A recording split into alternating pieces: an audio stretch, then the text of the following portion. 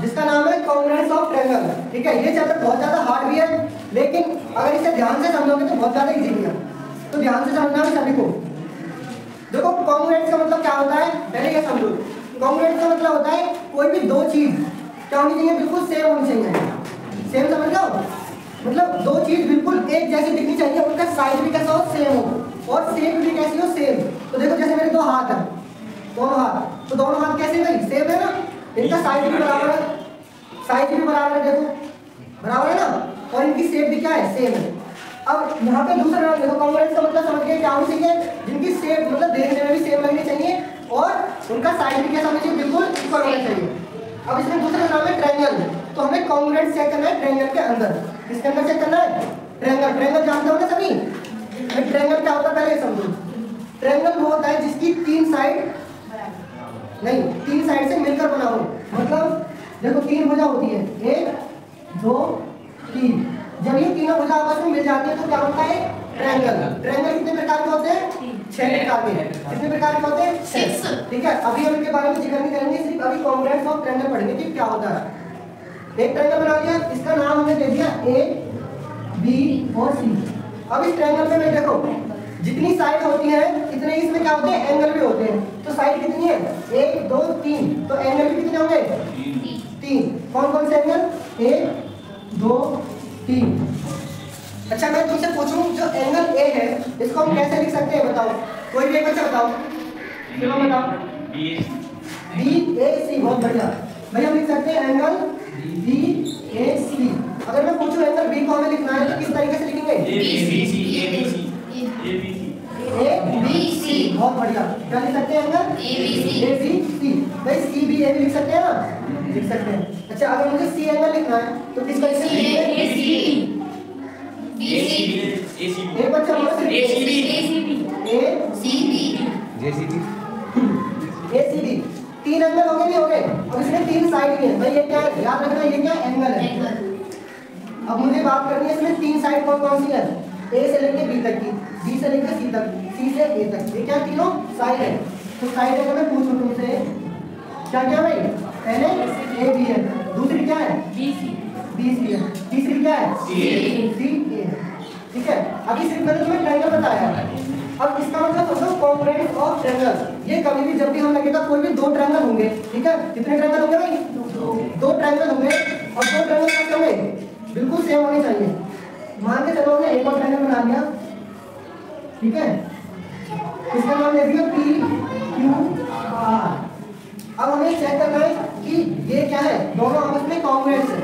तो इसकी जो प्रॉपर्टी होनी चाहिए, क्या प्रॉपर्टी होनी चाहिए, इसकी कोई भी तीन चीज, जब टोटल होती है 6, 3 एंगल 3 साइड, भाई 3 एंगल होंगे 3 साइड होगी, टोटल कितने होंगे 6। कोई भी तीन चीज अगर बराबर है दो ट्रायंगल के अंदर, ठीक है, तो वो क्या है, कॉन्ग्रुएंट प्रूफ हो जाएगा। बात समझ में आई, अगर कोई भी तीन चीज बराबर हो रही है, तीन चीज मतलब दो एंगल या एक साइड, या फिर दो साइड या एक एंगल, या फिर तीनों एंगल हो जाए, या तीनों साइड हो जाए, या दो साइड एक एंगल हो जाए। नहीं आया समझ में, ध्यान से समझो। तो अगर मान के चलो हम देख रहे हैं इन ट्रायंगल किस तरीके से, ए बी सी एंड और triangle P Q R. Example से समझो, मान के चलो ये दोनों ट्रायंगल क्या है, कॉन्ग्रुएंस है।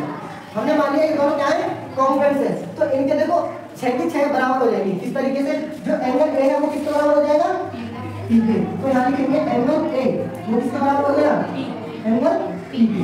ठीक है, और एंगल जो बी है वो किसके बराबर है, किसके, क्यू के। ठीक है, और जो एंगल सी है वो किसके बराबर हो जाएगा, 3 एंगल हो गए। अगर 3 एंगल भी बराबर है तभी हम लिख सकते हैं ये क्या है, कॉन्ग्रुएंट है। क्या है, कॉन्ग्रुएंट। अच्छा कॉन्ग्रुएंट का साइन होता है, कॉन्ग्रुएंट का साइन होता है, इस गंटू लगा के इस पे चुड़िया बनानी आती है ना, इस गंटू लगाओ, इसके ऊपर क्या बनाते हैं, चिड़िया। तो ये हो गया हमारा कॉन्ग्रुएंट का साइन। अगर कोई भी दो ट्रायंगल के अंदर 3 एंगल बराबर हो जाए, 3 साइड बराबर हो जाए, या फिर 2 एंगल 1 साइड बराबर हो जाए, तो वो क्या हो जाएगा भाई, अगली हेडिंग डालो भाई, टाइप्स ऑफ ट्रायंगल। कितने टाइप बताए थे मैंने अभी, कितने प्रकार होते हैं, 6।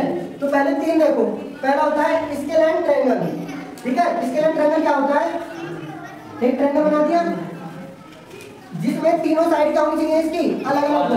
तो थोड़ा सा डिफरेंट बनाओ, जिसकी तीनों साइड क्या हो, अलग अलग हो, ठीक है, इस तरीके से। ये ए बी सी, तो ये साइड और ये वाली साइड क्या है, तीनों अलग है।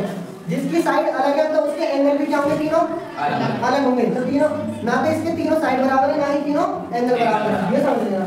तो यहाँ पे लिख सकते हो जो ए बी है वो नॉट इक्वल किसके, बी सी, और नॉट इक्वल किसके, सी है, ए सी लगा दो, ठीक है। अब जो आइसोस्केल ट्रायंगल होता है, इसमें हमारी दो साइड क्या होती है, इक्वल होती है, समझदार हो तुम। ये साइड क्या बनेगी,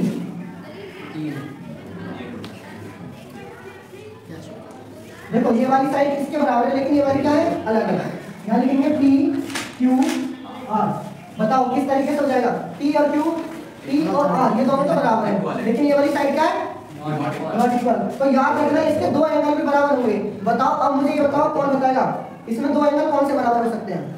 सर एक तो P और Q और एक P और R। गलत, देखो साइड के नीचे देखो, इस साइड के सामने कौन सा एंगल है, R, इस साइड के सामने कौन सा एंगल है, Q। तो याद रखना Q वाला एंगल किसके बराबर हो जाएगा, R के। जो साइड होंगे ना उन्हीं के नीचे वाला एंगल बराबर होते हैं, बात समझ में आई।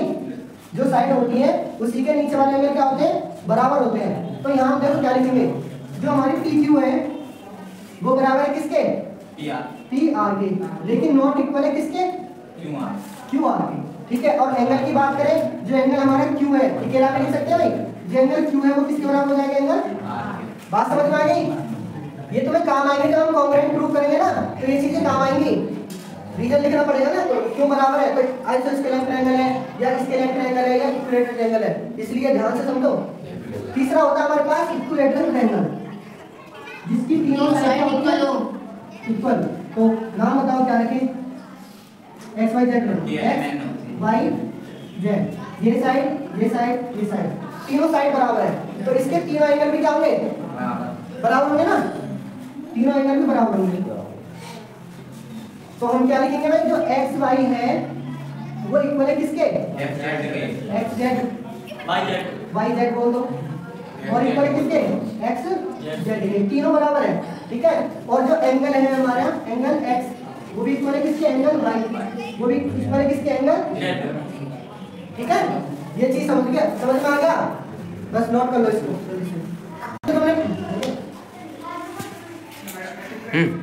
तीन तो तुमने पढ़ लिया भाई। अब देखो आगे के जो तीन है इनका यूज कम होता है, ठीक है, लेकिन इनको समझ लो तभी तो काम आई जाएंगे। पहला होता है हमारे पास एक्यूट ट्रायंगल, ठीक है। एक्यूट ट्रायंगल का मतलब क्या होता है, एक्यूट एंगल याद है तो